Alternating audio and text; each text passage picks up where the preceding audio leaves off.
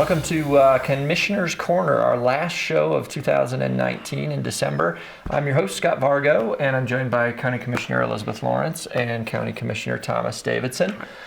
So we want to first take a moment to congratulate Thomas. Thomas was awarded CCI, Colorado Counties Incorporated Commissioner of the Year just this past week. And so we want to congratulate him on that honor. I'm only aware of one other commissioner in history of that award to have received it, and that was several decades ago. So you mean from Summit County? From Summit County, yes, absolutely. It's a very big deal. So would you like to say a few words? Thank you for nominating me, you guys. Well, we're very proud of you. Yeah. And it really is a big honor. 64 counties in Colorado, all of them have at least 3 commissioners, though a few have 5. Broomfield has 8, Yeah. So it's really a big deal, and very proud. It was fun to honor you and your 13 years and all you've done, and yeah, it's exciting.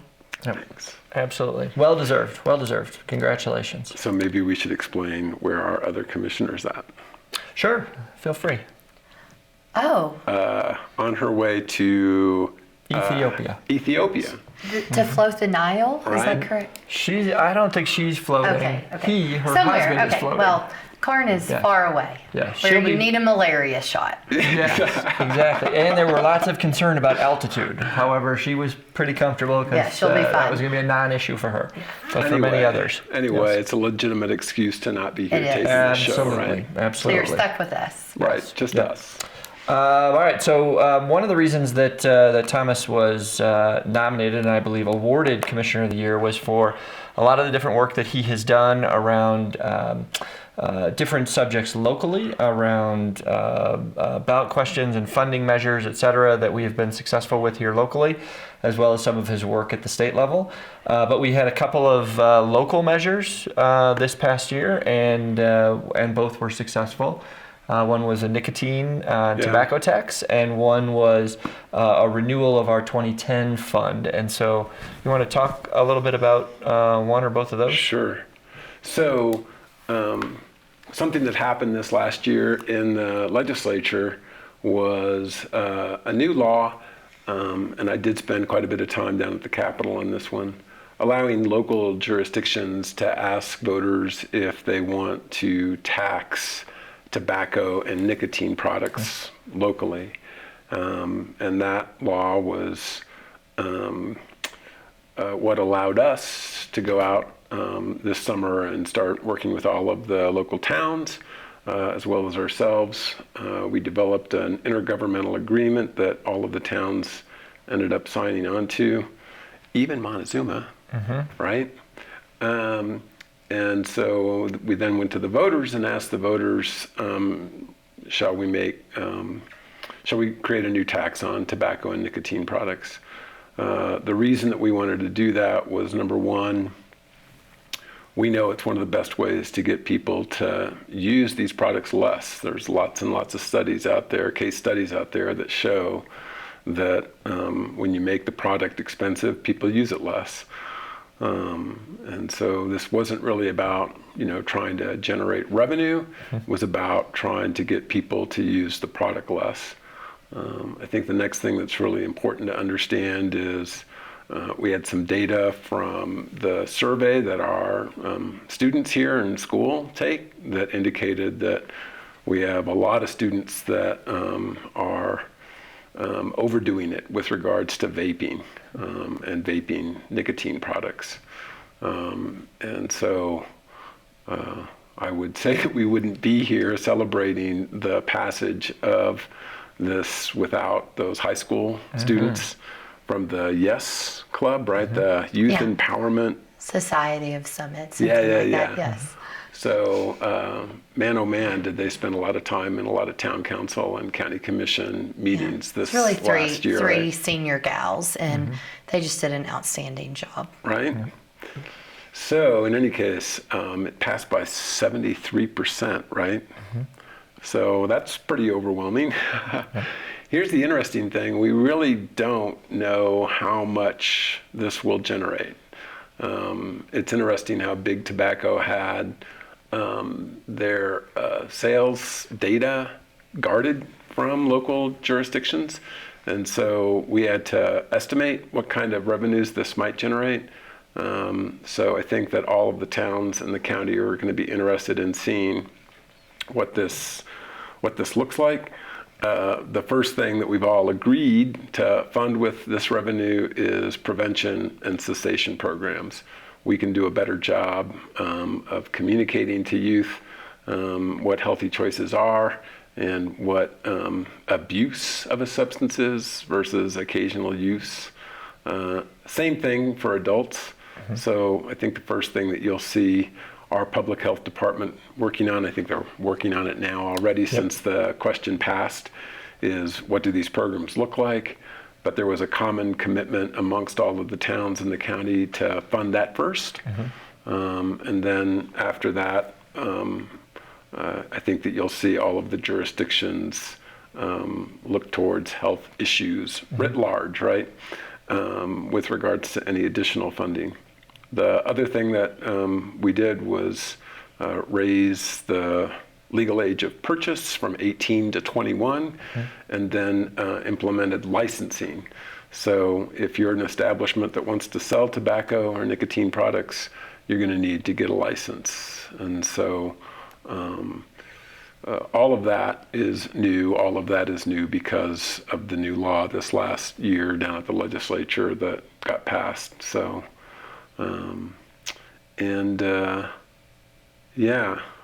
less tobacco use, less vaping, less nicotine use is going to mean healthier Summit County. Yeah, and we're not alone. There were other communities nearby, neighboring communities that also passed similar rules and taxes around nicotine products. Again, primarily because of this epidemic around vaping use amongst youth across the state and across the country. And certainly we saw a lot of that with our local youth.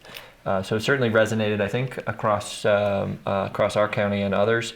The other question that was posed was related to the renewal of our 2010 fund. Elizabeth, you want to talk a little bit about that one? Great news. So that was lovingly referred to as the Open Space Fund. But our voters have told us time and time again that open space is so important here in Summit County. And so this renews that in perpetuity. And it's really a great thing because the county has done an excellent job of leveraging funds over the years for open space with partners through the town of Breckenridge, Great Outdoors Colorado, various land conservation groups, and really leveraging that to preserve open space and a number of major parcels throughout the county. And it really is what makes Summit County special. And we're going to continue to be able to do that in the future.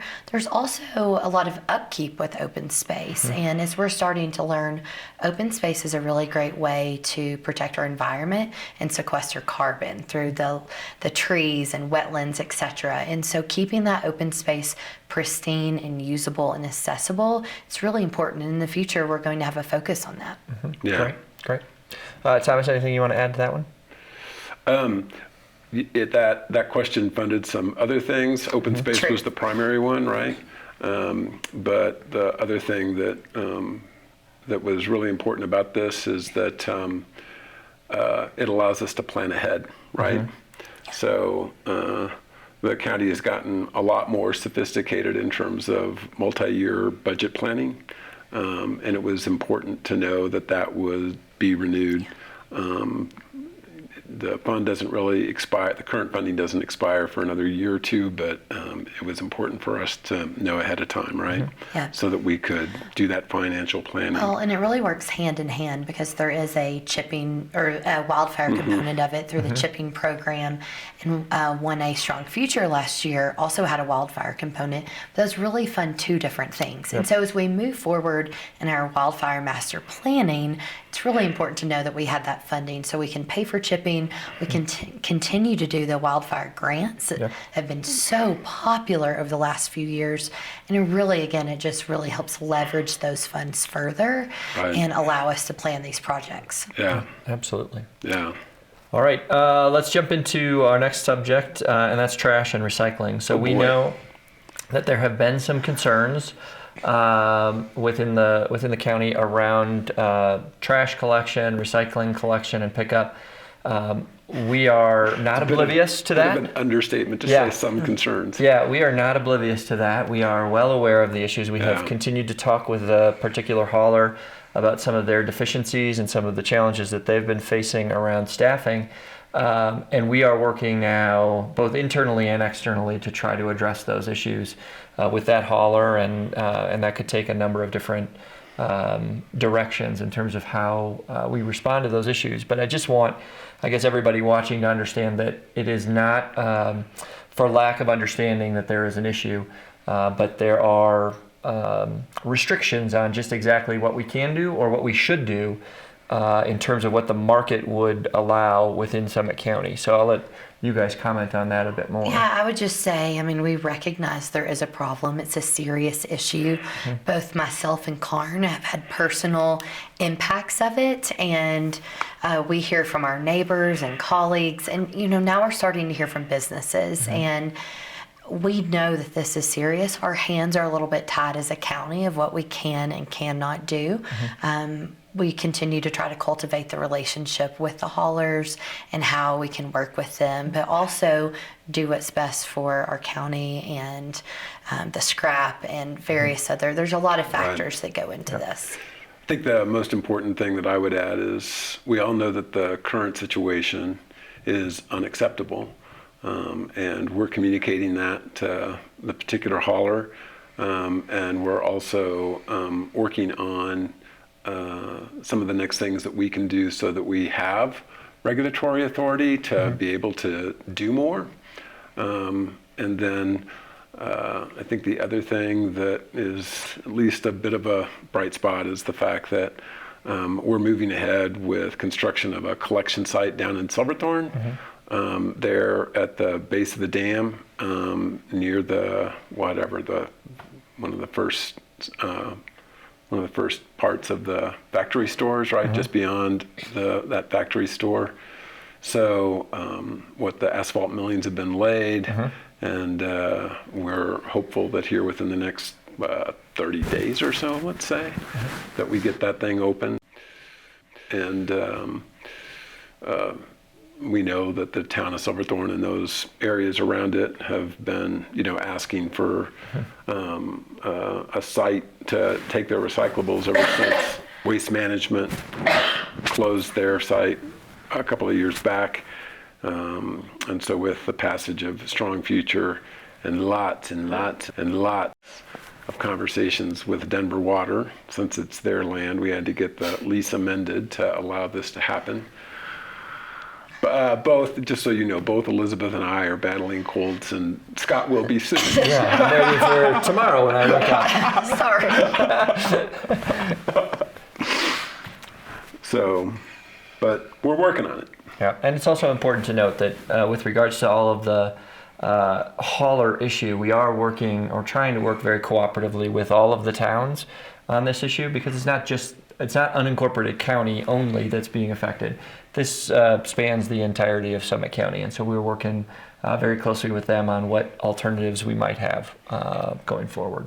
Right. We do have some new glass recycling in the county. That's exciting. 2 spots in Summit Cove, one at the Summit Cove Fire Station, and the other is over by the mailboxes by the Rice Barn. Thomas, have you taken your recycling? Do you have any beer or wine bottles I typically bring my recycling to the site there in Breckenridge on my way to or from Yes, that work, makes right? sense because you pass right by it. Yeah. But now you do have neighborhood recycling, and then Dillon Valley as well.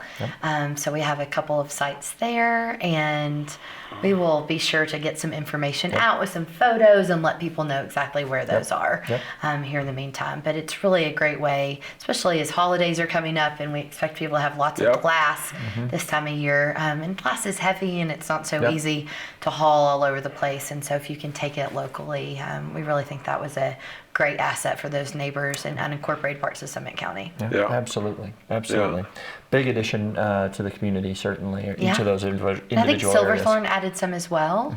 They'd have to speak to exactly where those are, but we're starting to see more. It's done by the group Clear Intentions, which Town of Breckenridge had. So now we're starting to see them throughout the county, and it's really a great way people know we can keep a bin and just put the glass in and take it there. So It's I great. think the other thing that's worth mentioning is High Country Conservation Center is doing a great job with the composting program, the household composting program. So if you want more information about that, give High Country Conservation Center a call, but they'll sign you up. They'll give you a special bucket that you use Yep, and a code. a code to get Right. in. And, it's been so popular, and they were really responsive along with our staff at the Scrap, because they really opened the program up, and they had, just like the regular big trash bins, rollouts out there, and those quickly were overflowing. And this is during bear season, and they were overflowing with food. And so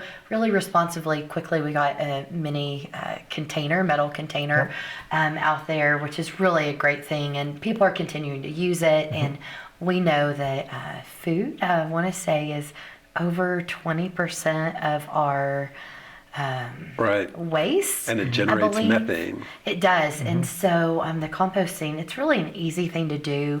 People can incorporate in their home. Even if people live alone, you just get a small bucket and you can just make that part of your weekly chores. And it's been great. So Good one to point out. All right, we're going to take a quick break, and then we'll be back with more.